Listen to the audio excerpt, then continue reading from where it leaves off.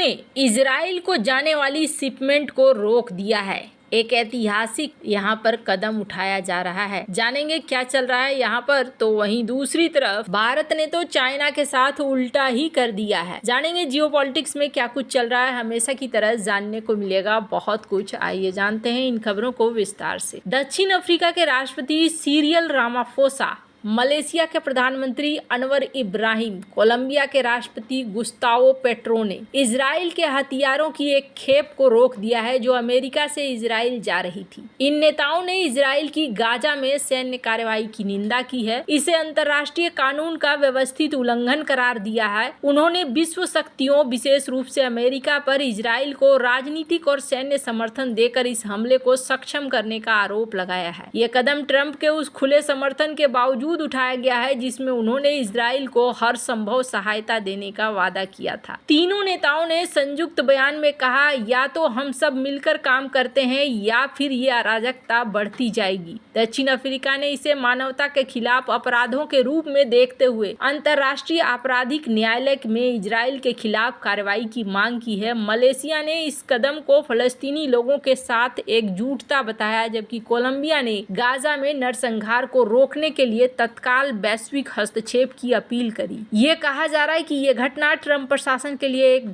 झटका है जो इजराइल के साथ मजबूत गठबंधन बनाए रखना चाहता है। इसके बावजूद इन देशों ने नैतिक और कानूनी आधार पर यह कदम उठाया है। इस स्थिति को समझने के लिए एक ऐतिहासिक उदाहरण है 1973 का तेल संकट जो अरब देशों द्वारा शुरू किया गया। अक्टूबर 1973 में जब योम किप्पुर युद्ध के दौरान अमेरिका और कुछ पश्चिमी देशों ने इजराइल को सैन्य सहायता दी तो ओपेक के अरब देश सदस्यों जैसे सऊदी अरब, कुवैत और लीबिया ने जवाबी कार्रवाई की। उन्होंने अमेरिका और उसके सहयोगियों के खिलाफ तेल निर्यात पर प्रतिबंध लगा दिया। इसका मकसद इजराइल को समर्थन देने वाली शक्तियों पर दबाव डालना था ताकि वे अपनी नीतियां बदलें। इस प्रतिबंध से वैश्विक तेल की कीमतें 4 गुना बढ़ गई और अमेरिका में ईंधन की भारी कमी हो गई। इस उदाहरण से समानता ये है कि जैसे 1973 में अरब देशों ने इजराइल के समर्थकों के खिलाफ आर्थिक हथियार का इस्तेमाल किया, वैसे ही आज दक्षिण अफ्रीका, मलेशिया और कोलंबिया ने हथियारों की खेप को रोककर इजराइल और उसके समर्थक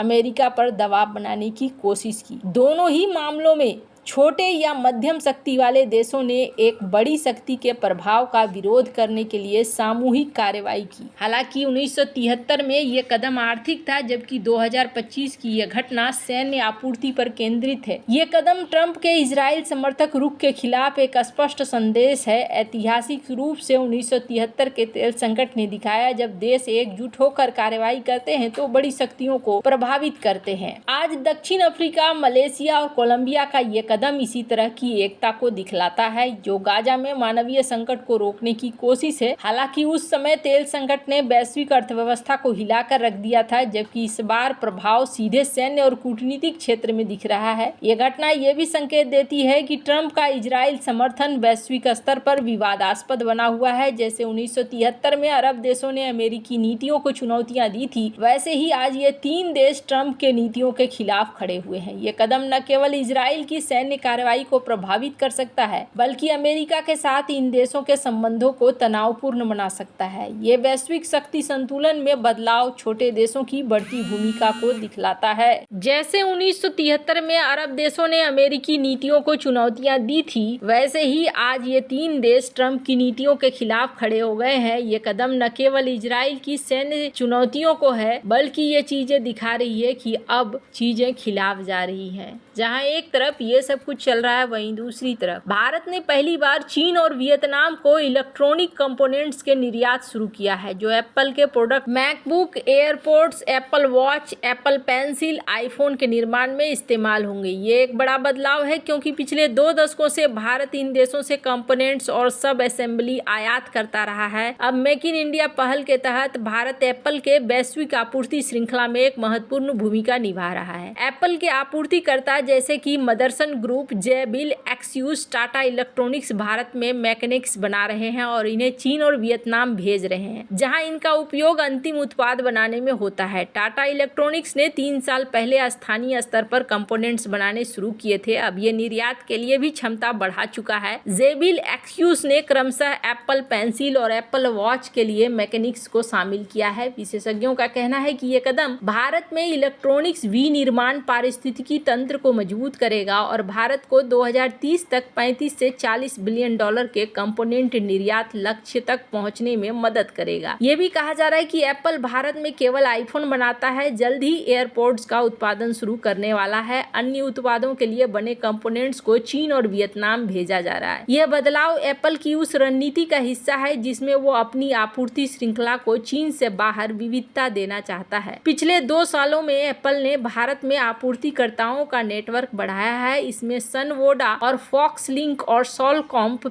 शामिल है। मेक इन इंडिया इसका एक बड़ा उदाहरण है जिसने भारत को आयातक से निर्यातक बनने में मदद की है। इस संदर्भ में एक ऐतिहासिक उदाहरण भारत का कपड़ा निर्यात का इतिहास है, जो ब्रिटिश औपनिवेशिक काल से पहले का है। 18वीं सदी तक भारत दुनिया का सबसे बड़ा कपड़ा निर्यातक था, खासकर सूती रेशमी कपड़ों का। ढाका की मलमल और बंगाल की सूती वस्त्र यूरोप, मध्य पूर्व और दक्षिण पूर्व एशिया में मशहूर थे। उस समय भारत में हथकरघा उद्योग इतना उन्नत था कि यहाँ बना कपड़ा हाथ से तैयार होने के बावजूद उच्च गुणवत्ता का था। उदाहरण के लिए 17वीं और 18वीं सदी में ब्रिटिश ईस्ट इंडिया कंपनी ने भारत से लाखों रुपए मूल्य का कपड़ा यूरोप निर्यात किया था, लेकिन औद्योगिक क्रांति और ब्रिटिश नीतियों ने इस उद्योग को नष्ट कर दिया, जिसके बाद भारत कपड़ा खरीदने लगा। 20वीं सदी के मध्य में स्वतंत्रता के बाद भारत ने फिर से शुरू किया। ये उदाहरण आज के एप्पल कंपोनेंट्स के निर्यात से मिलता जुलता है। जैसा कपड़ा उद्योग में स्थिति हुई थी, वैसे ही अब इलेक्ट्रॉनिक्स में भी एक बार फिर से भारत आगे बढ़ रहा है। ये बदलाव भारत के लिए एक ऐतिहासिक मोड़ है। एप्पल का भारत में बढ़ता निवेश न केवल रोजगार सृजन कर रहा है, बल्कि तकनीकी आत्मनिर्भरता की दिशा में एक कदम है। ऐतिहासिक रूप से कपड़ा उद्योग ने भी भारत को वैश्विक व्यापार में पहचान दिलाई थी, लेकिन ब्रिटिश नीतियों ने इसे कमजोर कर दिया। आज मेक इन इंडिया के जरिए भारत फिर से उसी तरह की स्थिति हासिल करने की कोशिश कर रहा है, इस बार इलेक्ट्रॉनिक्स के क्षेत्र में। जैसे कपड़ा निर्यात ने 18वीं सदी में भारत की अर्थव्यवस्था को मजबूत किया, वैसे ही अब एप्पल कंपोनेंट्स का निर्यात भारत को वैश्विक आपूर्ति श्रृंखला में एक नया स्थान दे रहा है। यह न केवल आर्थिक प्रगति का संकेत है, बल्कि ये भी दिखलाता है कि भारत अब टेक्निकल रूप से दुनिया के साथ कदम से कदम मिलाकर चल रहा है। इसी चीज को लेकर माइक्रोसॉफ्ट ने एक वार्निंग भी दी है डोनाल्ड ट्रंप को, और इन्होंने कहा है कि आप अपनी नीतियों को बदलें। अगर आप अपनी नीतियों को नहीं बदलेंगे तो आप मुफ्त में चाइना को चीजें दे रहे हैं। भारत के प्रति अपनी नीतियों को बदलने के लिए क्यों कह रहे हैं ये? तो इनका कहना है कि जो एडवांस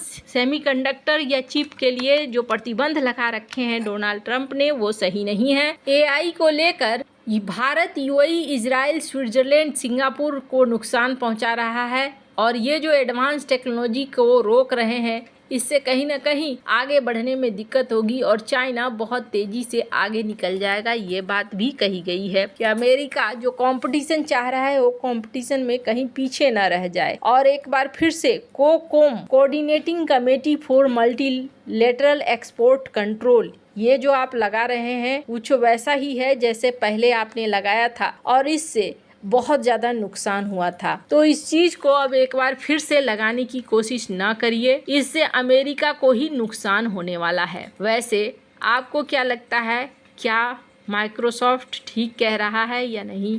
कमेंट कर अपनी राय जरूर बताएं। जल्द मिलते हैं अगले वीडियो में नई खबर के साथ।